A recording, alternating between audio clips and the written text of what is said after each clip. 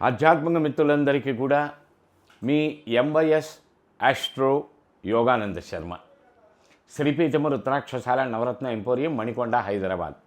ఆధ్యాత్మిక మిత్రులారా, ఈ కార్యక్రమం ప్రారంభానికి ముందుగా ఈ యొక్క ప్రోగ్రామ్ని, ఈ ఎంవైఎస్ ఆస్ట్రో ఛానల్ని సబ్స్క్రైబ్ చేయండి, షేర్ చేయండి, లైక్ చేయండి.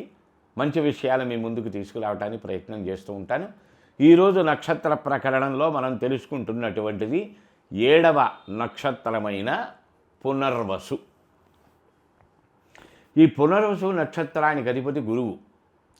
ఈ పునర్వసు నక్షత్రం 1, 2, 3 పాదాలు మిథున రాశిలో, 4వ పాదం కర్కాటక రాశిలో ఉచ్చలో గురువు ఉండటం జరుగుతుంది. చాలా విశేషమైనటువంటి నక్షత్రాల్లో ఒకటి.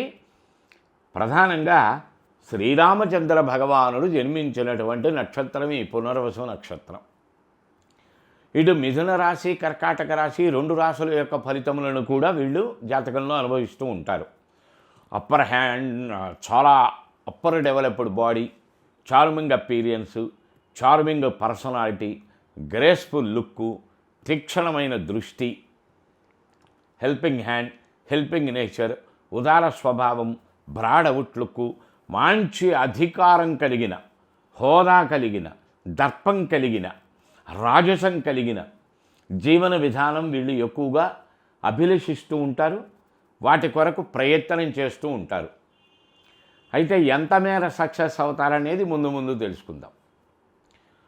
విద్యా విషయములలో సామాన్యంగా గోచరిచ్చిన చాలా చక్కటి తెలివితేటలు, ప్రజ్ఞ కలిగి ఉంటుంది. ఎందుకంటే ఈ పునర్వసు నక్షత్రము యొక్క 4వ పాదం కర్కాటక రాశిలో ఉంటుంది. గురువుకి ఉచ్చది.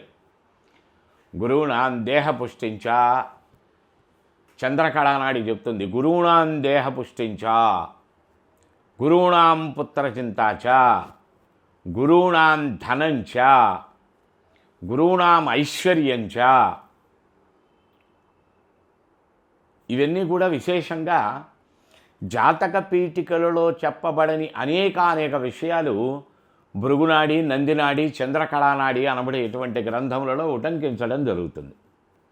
చాలా అత్యద్భుతమైనటువంటి యోగ ఫలితాలను కలగజేసేటువంటి వాడు దైవ గురువు.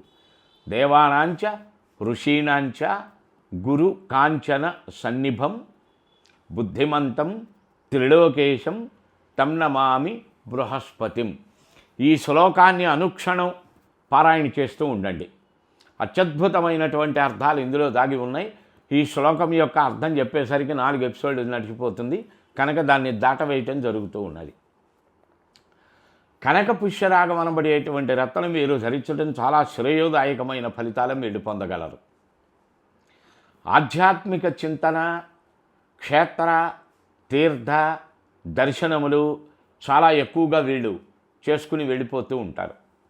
లలితా పరమేశ్వరి యొక్క పూజా విధానం కానీ, నామ సంకీర్తన కానీ, లలితా సహస్రనామ పారాయణ కానీ వీళ్ళకి చాలా గొప్ప యోగములను కలగజేస్తుంది.